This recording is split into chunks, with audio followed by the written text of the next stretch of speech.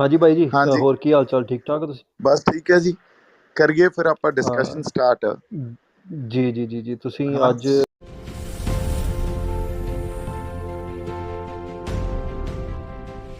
50 साल बाद जब पंजाब की हिस्ट्री पढ़ी जाएगी और 2020 का चैप्टर आएगा तो पंजाब हिस्ट्री के सबसे बड़े हीरो निकलेंगे दीप सिद्धू भाई। दीप सिद्धू भाई को आपने अभी रिसेंटली बहुत सुना होगा। गुलपनाग एक एक्ट्रेस हैं जो पंजाब से बिलोंग करती है एंड उन्होंने अपने कुछ दीप सिद्धू के बारे में ओपिनियन शेयर किया है कि भाई जब दीप सिद्धू की डेथ हुई थी सडनली सब लोग दीप सिद्धू के सपोर्ट में आ रहे थे, लोग रो रहे थे, उनकी फ्यूनरल पे इतनी ज्यादा भीड़ थी जिससे ये पता चलता है कि गुलपनाग पंजाब से कुछ ज्यादा कनेक्टेड नहीं है। और मैं खुद ही दीप सिद्धू पे काफी टाइम से वीडियो बनाने की सोच रहा हूं क्योंकि इस बंदे ने ना सिंगल हैंडेडली पंजाब की जो पॉलिटिकल कॉन्शियसनेस है उसको चेंज किया है। मतलब एक पंजाब था 2020 से पहले जो अपनी आइडेंटिटी क्राइसिस से जूझ रहा था कि भाई चल क्या रहा है, हम हैं क्या, हमारा वजूद क्या है, और दीप सिद्धू वहां पे अपने फंडामेंटल्स, अपनी एक आइडियोलॉजी लाते हैं जो आज वारिस पंजाब डे के नाम से स्टिल अलाइव है चाहे दीप सिद्धू नहीं है। तो ये एक पूरी टाइम स्टैम्प कवर है दीप सिद्धू की लाइफ का कि भाई वो कौन थे, कैसे कैसे थे, कैसे कैसे बने इस वीडियो में। लेकिन सबसे पहले चैनल को प्लीज सब्सक्राइब कर लेना। अब दीप सिद्धू का जन्म पंजाब के उडेकरा गांव श्री मुक्तसर साहिब डिस्ट्रिक्ट में हुआ था। उनके फादर साहब एक लॉयर थे जिसकी वजह से उनका खुद लॉ में काफी इंटरेस्ट आया। एंड दीप सिद्धू के अलावा दीप सिद्धू के दो भाई और हैं, मनदीप सिंह तो एक्टिवली वारिस पंजाब डे को आज भी हैंडल कर रहे हैं एंड वो भी लॉयर्स है। तीन भाई तीनों तो भाई। अब दीप सिद्धू की अर्ली एजुकेशन तो भैया गवर्नमेंट स्कूल में हुई थी। उन्हें बचपन से खेलने कूदने का काफी शौक था, वो फिट रहते थे, मतलब फिजिकली वो काफी ज्यादा कॉन्शियस थे। एंड वो अपनी फर्दर एजुकेशन लॉ के लिए पंजाबी यूनिवर्सिटी पटियाला से अपनी ग्रेजुएशन कंप्लीट करते हैं। एंड ग्रेजुएशन कंप्लीट करने के बाद वो सीधा जाते हैं मुंबई और लॉ प्रैक्टिस करने के लिए, पुणे में, थाने में, मुंबई में। अब दीप सिद्धू का लॉ करियर बहुत ज्यादा शानदार रहा है, मतलब मोटे पैसे वाला शानदार। वो सहारा इंडिया के लीगल रिप्रेजेंटेटिव रह चुके हैं। एक जो ब्रिटिश फर्म है हेमंड्स जो कि बहुत सारी कंपनीज को रिप्रेजेंट करती है लाइक सोनी पिक्चर्स, डिज्नी, इन सब के साथ दीप सिद्धू डील कर चुके हैं, इनके साथ काम किया है। ये जो मेजर हॉलीवुड स्टूडियोज हैं उनके साथ काम किया। इंडिया में वो एकता कपूर की कंपनी बालाजी टेलीफिल्म्स के लीगल हेड भी रहे हैं पूरी कंपनी के। तो तुम समझ सकते हो उनकी एजुकेशन बहुत ज्यादा स्ट्रांग थी, उनका करियर बहुत ज्यादा स्ट्रांग था। एज रिजल्ट मोटा पैसा, जब वो एक्टर भी नहीं बने थे उनके पास मोटा पैसा हुआ करता था, ऐसी ऐसी लग्जरियस गाड़ी में घूमते थे। एंड उसी दौरान उनकी मुलाकातें होती हैं दियोल फैमिलीज के साथ। अब इनका ये शानदार करियर 2010 तक चला। उसके बाद इन्होंने मॉडलिंग में अपना हाथ ट्राई किया क्योंकि करना चाहते थे, भाई बंदा सुंदर दिखता है, अपना भाई सुंदर है, तो उन्होंने ट्राई किया एंड वहां पे भी जीते। किंगफिशर एक जो हंटिंग टैलेंट अवार्ड होता है वो 2011 में जीता। एंड उसके बाद उन्होंने सोचा भाई यहाँ पे तो काम करना चाहिए और दियोल फैमिली ने भी पंप दिया कि भाई तू तो एक्टर बन सकता है। देखो ये डेटा पब्लिकली अवेलेबल तो नहीं है तो मैं कंफर्म नहीं कर सकता, पर कहा जाता है कि 2015 के अराउंड ही दीप सिद्धू ने शादी भी की थी। दीप सिद्धू को अपना सबसे बड़ा एक्टिंग ब्रेक मिलता है 2015 में जब उनकी पहली फिल्म रमता जोगी जो धर्मेंद्र देओल के प्रोडक्शन के अंदर बनी थी वो सामने आती है। एंड बाय द टाइम मैं बता दूं दीप सिद्धू एक्टिवली कोई पॉलिटिक्स की बात नहीं करते थे, तो हमें नहीं पता वो पॉलिटिक्स में कैसे इन्वॉल्व थे उस दौरान। लेकिन मुझे एक इंटरव्यू मिला है खुद रमता जोगी के प्रीमियर से। उस इंटरव्यू में खुद सनी देओल दीप सिद्धू के साथ बैठे थे, उनकी मूवी रमता जोगी के बारे में बात चल रही थी। रिपोर्टर देन सडनली पूछ लेता है कि भाई आप पंजाब से हो, पंजाब में अभी बाबा सूरत सिंह धरना दे रहे हैं। तो मैं अभी हिस्ट्री बता देता हूं, बाबा सूरत सिंह धरना दे रहे थे, हंगर स्ट्राइक पे थे बंदी सिंहों की रिहाई के लिए। अब यहाँ पे मैंने एक चीज नोटिस की, दीप सिद्धू इस क्वेश्चन को बहुत ध्यान से सुनते हैं एंड मतलब नोट करते हैं कि भाई हाँ मुझे पता है ऐसी कोई चीज यहाँ पे हो रही है। भले ही वो पॉलिटिकली कुछ बोल नहीं रहे थे उसके बारे में, पर हाँ मुझे पता है ऐसा कुछ हो रहा है। लेकिन Sunny Deol on the other hand कह देता है ये राजनीति रूजनीति मत करो भाई, ये पॉलिटिक्स क्या होता है मुझे नहीं सुनना, और बंदा फिर इलेक्शन भी लड़ता है आगे जाकर। अब देखो पहली फिल्म ठीक ठाक ही चली थी, ज्यादा लोग दीप सिद्धू को जानते नहीं थे। फिर उन्होंने खुद से ही मूवी बनाई, उनके और उनके भाइयों ने मिलकर मूवी प्रोड्यूस करी जिसका नाम था जोरा 10 नंबरिया। एंड यहाँ से दीप सिद्धू एस जोरा पॉपुलर हो गए। हर कोई अब दीप सिद्धू को जोरा के नाम से जानने लग पड़ा था। एक बहुत बड़ी बॉक्स ऑफिस सक्सेस थी एंड इसमें धर्मेंद्र देओल खुद पार्टिसिपेट करते। धर्मेंद्र देओल इस मूवी में हैं जबकि वो प्रोड्यूस भी नहीं कर रहे थे, उनकी बैनर के नीचे भी ये फिल्म नहीं बनी थी। तो इससे आप देओल फैमिली के साथ दीप सिद्धू के रिलेशंस के बारे में भी। यहाँ से दीप सिद्धू पॉपुलर हो गए और बिजी हो गए कि भैया अब तो काम ही काम करना है। वो अपनी और मूवीज पे काम करने लग पड़े, क्योंकि उन्होंने उसके बाद रंग पंजाब मूवी बनाई, जोरा पार्ट 2 बनाई और साडे आला बनाई और एक और मूवी थी। इन सब की शूटिंग चल रही थी जो कि 2019 तक चली। इन्होंने विदेशों में शूट किए, इंडिया में शूट किए, तो वो काफी बिजी थे। लेकिन 2019 में एक और चीज हुई थी, लोकसभा चुनाव, और धर्मेंद्र देओल के बेटे सनी देओल अनाउंस करते हैं कि भाई हम भी इलेक्शन लड़ेंगे गुरदासपुर सीट से, पंजाब से। एंड सब लोग सनी देओल को ब्लेम कर रहे थे कि भाई ये तो मुंबई वाला है, ये बाहर से है, ये कैसे स्टैंड लेगा। तो वहां पे दीप सिद्धू इलेक्शंस में सनी देओल के साथ कैंपेन करते हैं, सनी देओल की हेल्प करते हैं, जिस दौरान वो नरेंद्र मोदी जी से भी मिलते हैं। एंड इस चीज ने दीप सिद्धू को आगे जाके बहुत हॉन्ट किया। एंड वो खुद बोलते हैं कि भाई मैं बहुत रिग्रेट करता हूँ कि भाई मैंने इस बंदे की मदद की, इस बंदे की। देखो, अगर तुम यहाँ तक आ गए हो तो तुम सोच रहे होगे तो भाई पॉलिटिक्स कहाँ है। दीप सिद्धू ने अगर पॉलिटिक्स बदल दी पंजाब की, तो पॉलिटिक्स है कहाँ। हम 2020 तक पहुंच गए, 2 साल में दीप सिद्धू की डेथ हो जाएगी। तो 2 साल में दीप सिद्धू ने ऐसा क्या कर दिया कि पंजाब की पॉलिटिक्स हमेशा के लिए बदल गई। अब देखो, जो दीप सिद्धू की पॉलिटिकल एक्टिविटी है, जिसे मैं जहां तक ट्रैक कर पाया, वो अब 2017 से हर साल गर्मियों में ऑपरेशन ब्लू स्टार के दौरान, ऑपरेशन ब्लू स्टार का अगर तुम्हें नहीं पता गूगल कर लो भाई, गोल्डन टेम्पल पे अटैक हुआ था जो खुद इंडियन आर्मी ने किया था। दीप सिद्धू हर साल 2017, 18, 19 तक मैंने ट्रैक किया है, वो अपने फेसबुक पे और सोशल मीडिया प्लेटफॉर्म पे ऑपरेशन ब्लू स्टार के अगेंस्ट ट्वीट्स करते थे, पोस्ट करते थे, जो कि इतनी यूनिक बात तो नहीं है क्योंकि हर कोई पंजाब का सेलिब्रिटी इसके बारे में पोस्ट करता है। पर दीप सिद्धू एक यूनिक चीज करते थे, वो संत जरनैल सिंह खालसा भिंडरावाले को ओपनली सपोर्ट करते थे। मतलब पंजाब का और कोई आर्टिस्ट कभी भिंडरावाले का नाम नहीं लेगा, डरते हैं वो कि भाई हम बॉयकॉट ना हो जाए। लेकिन Deep Sidhu on the other hand पूरे जितने भी खाड़कू शहीद थे उन सबके नाम लिख के फेसबुक पे पोस्ट करते थे कि भाई ये हमारे शहीद है। अब इसी दौरान कोविड आ जाता है, दीप सिद्धू जिन मूवीज पे काम कर रहे थे उन पे कर नहीं सकते हैं। अब कहा जाता है इस दौरान दीप सिद्धू ने बहुत सारा सिख लिटरेचर पढ़ना शुरू किया, बहुत हिस्ट्री पढ़ना शुरू की, एंड वो पंजाब पॉलिटिक्स में सब कुछ डिसॉल्व करने लग पड़े कि भाई सब ठीक तो नहीं हो रहा है। दीप सिद्धू के पॉलिटिकल एम्बिशन को आप इस तरह से समझ सकते हो कि कोविड के दौरान वो एक दिन लाइव आके सभी लोगों को गालियां देते हैं जो लॉकडाउन का पालन नहीं कर रहे होते हैं, बोल रहे होते हैं कि भाई मरोगे।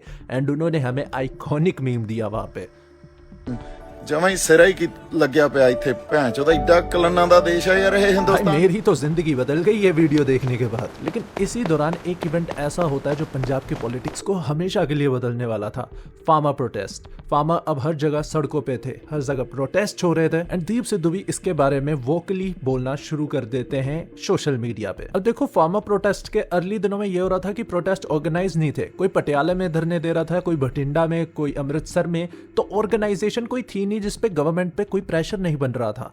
एंड दीप सिद्धू ने ये देखा और दीप सिद्धू ने फिर 25 सितंबर 2020 को कॉल दी शंभू मोर्चे की। अब देखो, शंभू को पंजाब का गेटवे बोला जाता है, जो पंजाब में मेन एंट्री होती है वो यहीं से होती है। एंड यहाँ पे नेशनल हाईवे पे दीप सिद्धू अनाउंस करते कि हम यहाँ पे मोर्चा लगाएंगे, पक्का मोर्चा लगाएंगे, जिसका मतलब ये था तुम्हारा ट्रांसपोर्ट रुक जाता, गाड़ियों की आना जाना सब बंद हो जाता। और भाई जम्मू तक को लिंक करता है शंभू, तो गवर्नमेंट पे इतना अनरियल प्रेशर पड़ता और वो एकदम एब्सोल्यूट सक्सेस था। 25 सितंबर से असली फार्मर प्रोटेस्ट की शुरुआत हुई थी, और जो किसी फार्म लीडर ने नहीं कही थी, किसी भी किसान नेता ने ये कॉल दी नहीं थी कि हम शंभू मोर्चा लगाएंगे, ये दीप सिद्धू की कॉल थी, जिसके लिए उनकी काफी ज्यादा प्रशंसा होती है। लेकिन एक कंट्रोवर्सी भी यहाँ पे होती है कि वहां पे मोर्चे पे दीप सिद्धू ओपनली भिंडरावाले का नाम लेते हैं, भिंडरावाले के डायलॉग करते हैं, जिससे राइट विंग को मौका मिल जाता है खालिस्तान एंगल लाने का। तो एक जो खालिस्तान एंगल की शुरुआत हुई थी फार्मर प्रोटेस्ट में, वो भी दीप सिद्धू की वजह से ही हुई थी। अब 26 सितंबर को दीप सिद्धू अपने फेसबुक पे दोबारा लाइव होते हैं, अपनी खुशी जाहिर करते हुए कि शंभू मोर्चा कितनी बड़ी सक्सेस था। एंड उन्होंने बताया कि आरएसएस उनको कॉल कर रही है कि भाई आजा हमारे साथ काम कर ले। लेकिन वहां पे दीप सिद्धू प्लेज लेते हैं कि अब जो मैं यहाँ पे खड़ा हूँ पंजाब के लिए खड़ा हूँ, पंजाब के लिए खड़ा रहूंगा। अब देखो, दूसरी तरफ जो फार्म लीडर्स थे, किसान नेता थे, वो इन सभी सेलिब्रिटीज को इग्नोर कर रहे थे कि भाई सेलिब्रिटीज का क्या काम है इस धरने में। लेकिन जब एक एक करके पंजाब का हर एक सेलिब्रिटी फार्मर्स को सपोर्ट करने लग पड़ा, उन्होंने सोचा कि भाई अब सेलिब्रिटीज के साथ ही मिलकर काम करना पड़ेगा। तो उन्होंने चंडीगढ़ में एक बैठक बुलवाई। तो 30 सितंबर को चंडीगढ़ में एक मीटिंग रखी जाती है जहाँ पे काफी किसान लीडर थे और पंजाबी इंडस्ट्री से भी काफी लोग आए हुए थे। एंड पंजाबी इंडस्ट्री को रिप्रेजेंट कर रहे थे दीप सिद्धू।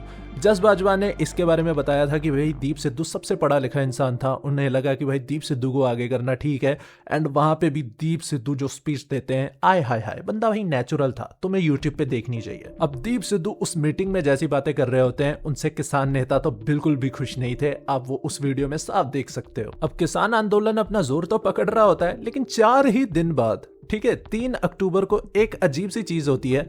दीप सिद्धू पब्लिकली लाइव आके बोल देते हैं कि भाई मुझे किसान लीडर्स पे कोई भरोसा नहीं है, ठीक है, ये तुम्हारे हक के लिए काम नहीं कर रहे हैं। अब यहां से पूरी इंडस्ट्री दीप सिद्धू के लिए नाराज हो जाती है कि भाई जब तुझे मीटिंग में बिठा दिया था, तू ही हमारी तरफ से बातें कर रहा था, तब तूने ये बातें क्यों नहीं बोली कि भाई तुझे इन लोगों पे भरोसा नहीं। जिसमें जस बाजवा समेत बहुत सारे पंजाबी आर्टिस्ट दीप सिद्धू के लिए नाराज होते हैं कि भाई ये नहीं करना चाहिए था, तुम प्रोटेस्ट को वीक करना चाहते हो। एंड यहीं से फोटोज उठना शुरू हुई कि भाई ये दीप सिद्धू कहीं सरकार का एजेंट तो नहीं, क्योंकि 2019 में तो इसने बीजेपी के लिए कैंपेन किया था। अब 6 अक्टूबर को दीप सिद्धू दोबारा लाइव आके बोलते हैं कि भाई ये जो किसान अपनी बंद कमरों में प्राइवेट मीटिंग्स कर रहे हैं सरकार के साथ, मैं इसके अगेंस्ट हूं। अगर इनको कोई डिस्कशन करना है फार्मर्स के रिलेटेड, वो ओपन फोरम में करे। अब प्रोटेस्ट चलते चलते नवंबर का एंड आ जाता है और सभी किसान यूनियन मिलकर दिल्ली कूच अनाउंस कर देती है कि भाई 26 नवंबर को अब हम सीधा दिल्ली जाएंगे। एंड किसान जाते भी हैं।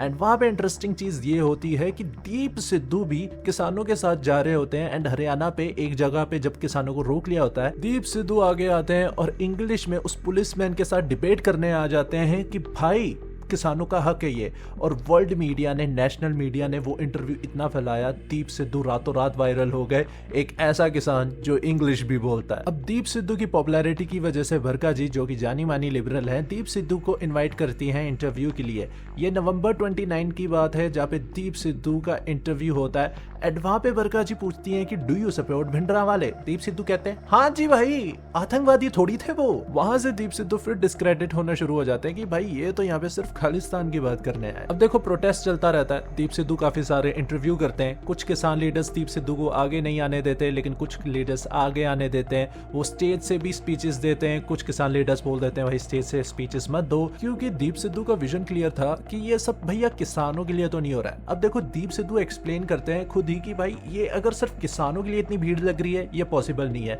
उन्होंने बोला कि भाई पंजाब को काफी टाइम से सप्रेस किया गया, पंजाब एक आइडेंटिटी क्राइसिस से जूझ रहा है। यहाँ पे पंजाब के जितने भी मसले हैं उनका एक प्रेशर पॉइंट आता है जो कि खुद फार्मर प्रोटेस्ट है। दीप सिद्धू हर एक इंटरव्यू में बार बार बोल देते हैं कि भाई ये होंद की लड़ाई है, यानी कल्चर की लड़ाई है, तुम्हारे एग्जिस्टेंस की लड़ाई है। वो बोल रहे हैं यहाँ पे हम शायद इसलिए आए हैं क्योंकि हमें किसानों की फिक्र है, लेकिन इसका जो मेन पावर पॉइंट है, जो मेन फिनोमिना है जिसकी वजह से ये सब हो रहा है, वो सेंटर की एंटी पंजाब पॉलिसीज है, जहां से वो अपना एक एंटी स्टेट नैरेटिव खड़ा करना शुरू करता है। अब ऐसे ही समय निकालते निकालते 25 जनवरी की रात आती है। अब सभी फार्म लीडर्स ऑलरेडी अनाउंस कर चुके थे कि अब हम दिल्ली के अंदर जाएंगे, ट्रैक्टर परेड करेंगे, ट्रैक्टरों पे तिरंगे होंगे, सब दिल्ली के अंदर जाएंगे। सभी फार्म लीडर्स ने प्रॉमिस किया था कि भाई जो हमें गवर्नमेंट रूट देगी हम वहीं पे वो सब करेंगे। लेकिन 25 नवंबर के रात में ही पंजाब से आए लोग गुस्से में थे कि भैया तुम ऐसे रूट पे क्यों जाना चाह रहे हो जहां पे जाने का कोई फायदा ही नहीं है, हमें जाना तो चाहिए लाल किले में। तो वहां पे इतनी टेंशन क्रिएट हो जाती है, खुद फार्मर लीडर्स बोल देते हैं हाँ हाँ लाल किले ही चलेंगे कल, ऐसी सिचुएशन खड़ी हो जाती है।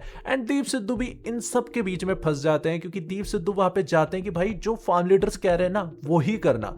वहां पे दीप सिद्धू 25 जनवरी की रात में लोगों को काम करने जाते हैं कि भाई भाई भाई मेरी बात सुनो, फार्म लीडर्स जो फैसला लेंगे हमें उस पर ही अटल रहना है। अब इस चीज पे भी दीप सिद्धू बचताए थे, क्योंकि सबने बाद में यही आर्ग्यूमेंट रखा कि भाई दीप सिद्धू भड़का के ले गया। अब 26 का वो दिन आता है, दीप सिद्धू खुद ही बताते हैं कि भाई जब सभी किसान लाल किले में पहुंच गए थे, ठीक है, ट्रैक्टर परेड रैम्पेड हो गई थी, अपनी रिपब्लिक डे परेड होती है वो खत्म हो गई थी, दीप सिद्धू तब अपने दिल्ली के होटल में थे। वो टीवी खोल के देखते हैं कि भाई ये क्या कांड कर दिए हो, वो नहाते हैं और फिर सीधे चले जाते हैं लाल किले की तरफ, क्योंकि उन्हें लगा था सभी किसान लीडर की यही कॉल थी कि लाल किले चलेंगे तो लाल किले पे चल। अब तो दीप सिद्धू वहां पे जाते हैं और जाके देखते हैं भाई किसान लीडर तो यहाँ पे कोई है नहीं है। एक काम करते हैं, मैं फेसबुक लाइव ही हो जाता हूँ क्योंकि इतिहास रचा जा रहा है। दीप सिद्धू वहीं पे लाइव हो जाते हैं एंड वहां पे सबसे बड़ी गलती ये हो गई कि सबसे पॉपुलर इंसान वहां पे दीप सिद्धू ही था। तो तुम सबको पता है किस पे सारा इल्जाम जाने वाला था। अब देखो जब लाल किले पे पहुंचे, स्टार्टिंग के 1-2-3 घंटे सबने एंजॉय किया, सबने कर दिया कि भाई हमने लाल किले फतेह कर लिया, सब हो गया।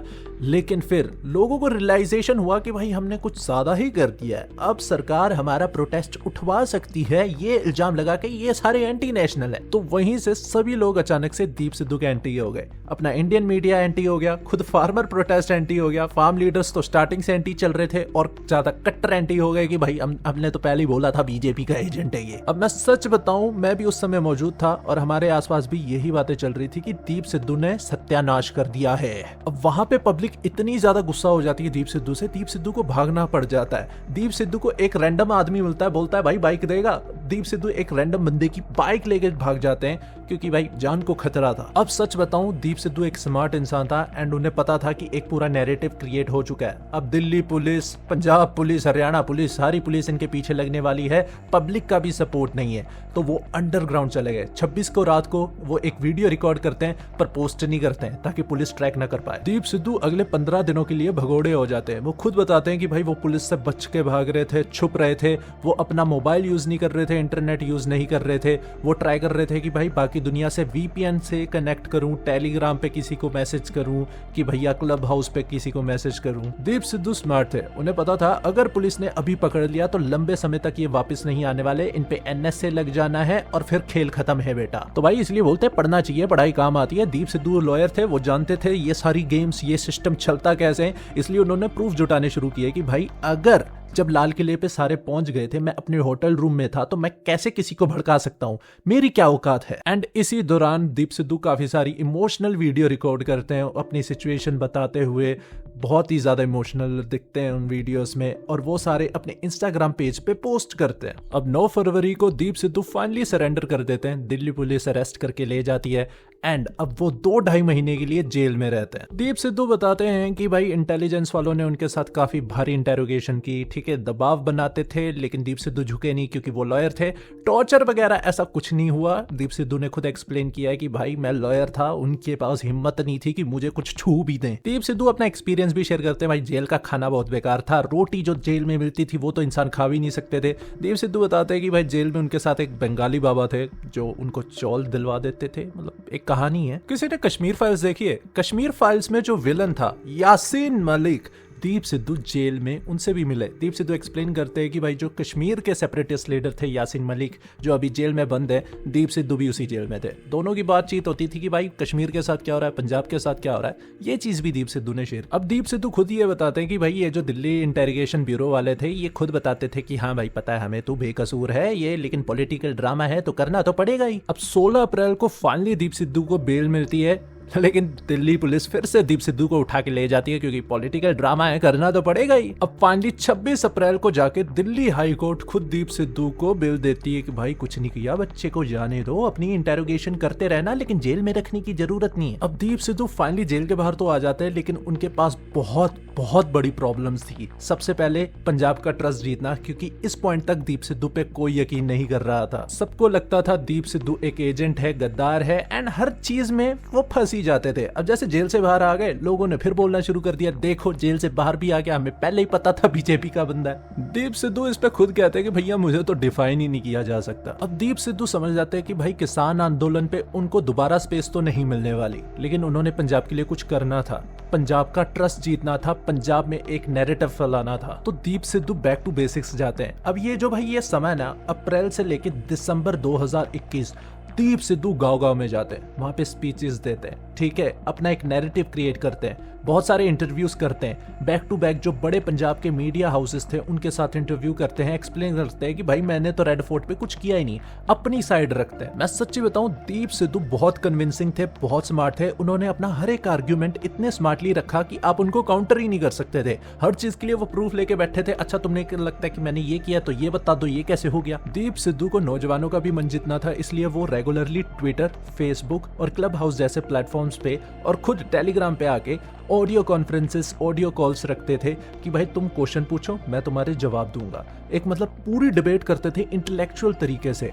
मैंने वो ऑडियो सुन रखी हैं, भाई साहब मजा आ जाता है, क्योंकि आपको रियलाइज होता है दीप सिद्धू एक्चुअली में बहुत ज्यादा स्मार्ट था। अब यहाँ से दीप सिद्धू टोटली पॉलिटिक्स में घुस जाते हैं। वो अपनी मूवी की शूटिंग्स वगैरह कुछ नहीं कर रहे होते हैं। पंजाब में जो भी पॉलिटिकली चीजें हो रही होती हैं सब पे कमेंट्स दीप सिद्धू पास कर रहे होते हैं। अब एक इंटरेस्टिंग चीज ये होती है कि मैंने जितने भी इंटरव्यू देखे, मैंने जितनी भी स्पीचेस सुनी दीप सिद्धू की, जब वो क्वेश्चन लेते थे, लोगों से पूछते थे कि भैया अब हमें क्या करना चाहिए, लोग हमेशा कहते थे कि भाई हमारी खुद की एक पॉलिटिकल पार्टी हो, खुद की ऑर्गेनाइजेशन हो।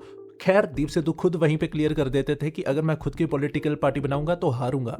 जैसे आप सोच ही सकते हो, वारिस पंजाब ने अपना पहला इलेक्शन हार चुकी है। दीप सिद्धू 26 अगस्त को पंजाब यूनिवर्सिटी चंडीगढ़ में जाते हैं, जब पंजाब यूनिवर्सिटी में प्रोटेस्ट चल रहे थे सेनेट को डिसॉल्व करने पे। वहां पे वो फिर वही बातें करते हैं कि भाई ये सच्ची में कल्चर की लड़ाई है, ये तुमसे तुम्हारे इंस्टीट्यूशंस छीनना चाहते हैं। दीप सिद्धू ने जो मुद्दे 2021 में छेड़े थे वो आज के टाइम पे भी रेलेवेंट है, क्योंकि रिसेंट में ही पंजाब यूनिवर्सिटी में दोबारा प्रोटेस्ट हुए। अब पंजाब के इन्हीं बड़े मसलों को गंभीरता से लेते हुए दीप सिद्धू 29 सितंबर 2021 को फाइनली वारिस पंजाब डे को लॉन्च करते हैं। अब वारिस पंजाब डे के बारे में एक इंटरेस्टिंग फैक्ट बताऊं, 2019 से ही दीप सिद्धू अपने सोशल मीडिया, फेसबुक पे तुम जाके चेक कर सकते हो, एक वर्ड का जिक्र करते रहते थे, पंजाब दे वारिस, पंजाब दे वारिस। 2020 आते आते वो वारिस पंजाब दे शब्द को यूज करने लग पड़े, जबकि उन्होंने कोई इंटेंशन अभी तक दिखाई नहीं थी कि मैं खुद की कोई पार्टी खोलूंगा या ऑर्गेनाइजेशन खोलूंगा। अब फाइनली दीप सिद्धू वारिस पंजाब डे को लॉन्च कर देते हैं, और मैं अगर एक्सप्लेन करने बैठूं कि उनका विजन क्या था तो वीडियो बहुत लंबी हो जाएगी, पर मोटा मोटा तुम इतना समझो, पंजाब के लोगों को एजुकेट और अवेयर करने के लिए बनाया गया था, ना कि कोई इलेक्शन लड़ने के लिए।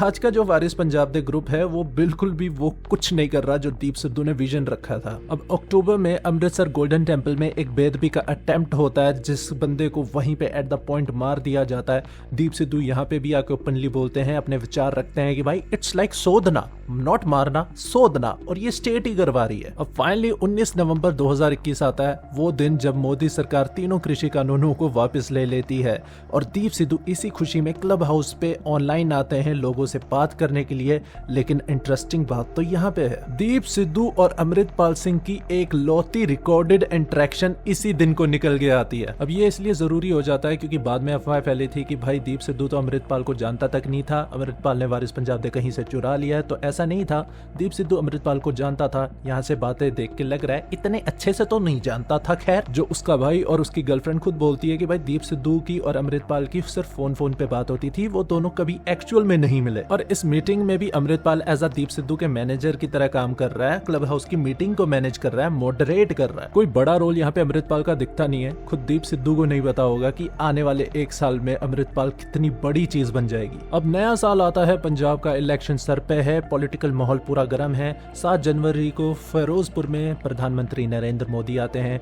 उनका काफिला रोक लिया जाता है, एंड दीप सिद्धू वहां पे भी अपनी पूरी टिप्पणी देते हैं कि भाई ड्रामा चल रहा है, पॉलिटिक्स। अब जनवरी एंड आते आते दीप सिद्धू पब्लिकली अनाउंस कर देते हैं कि भाई वो अपकमिंग पंजाब इलेक्शंस में श्रोमणी अकाली दल अमृतसर को सपोर्ट करेंगे, यानी सिमरनजीत सिंह मान को। तो भाई पंजाब इलेक्शंस 2022 जो 20 फरवरी से शुरू होने हैं, और सिमरनजीत सिंह मान अनाउंस करते हैं वो अमरगढ़ सीट से इलेक्शन लड़ेंगे। तो फरवरी का महीना दीप सिद्धू के लिए काफी बिजी हो जाता है, क्योंकि उन्होंने इलेक्शन कैंपेन करनी थी सिमरनजीत सिंह मान के लिए, और 25 फरवरी से उनकी नई मूवी जोरा पार्ट 3 की शूटिंग भी शुरू होनी थी। क्योंकि भाई पॉलिटिक्स से घर नहीं चलता, काम धंधा भी करना पड़ता है। ये चीज आपको दीप सिद्धू से सीखनी चाहिए, वो काम को लेके काफी पंक्चुअल थे। 1 फरवरी से दीप सिद्धू अपनी आखिरी मूवी जोरा 3 के लिए थोड़ी बहुत फोटोग्राफी शुरू कर देते हैं, मतलब मूवी पोस्टर के लिए जो फोटोग्राफ चाहिए होते हैं।